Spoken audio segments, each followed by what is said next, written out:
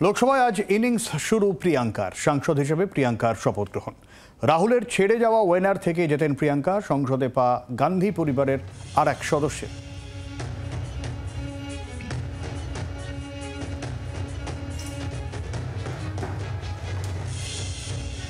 प्रियंका जी, एक सत्ता पक्ष की तरफ से कहा जा रहा है कि अब प्रियंका गांधी भी आई, एक और एक 11 वाली बात कह रहे हैं कि अब तो जो है 2 लोग आ जाएंगे, तो अब क्या असर पड़ेगा संसद के अंदर, लोकसभा में खासतौर से राहुल गांधी के साथ आप भी रहेंगे? अब मजबूती मिलेगी राहुल जी को, कांग्रेस पार्टी को।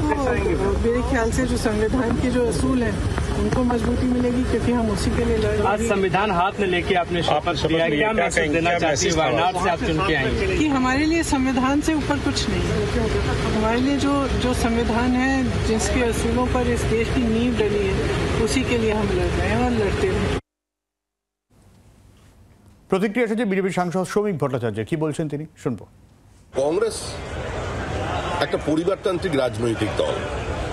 ভারতবর্ষের মানুষ দেখবে সোনিয়া গান্ধী, রাহুল গান্ধী, প্রিয়াঙ্কা গান্ধী তারা একই সঙ্গে সংসদে আছেন। এটা কি কোনো সুস্থ স্বাভাবিক গণতন্ত্রে কাম্য? আমরা এই পরিবারবাদের বিরুদ্ধে, সে দিল্লিতেই হোক আর কলকাতাতেই হোক।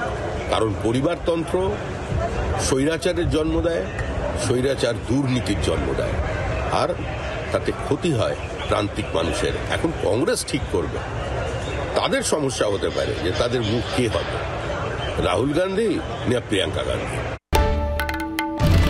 বাংলার আওয়াজ, বাঙালির আবেগ, জি 24 ঘন্টা।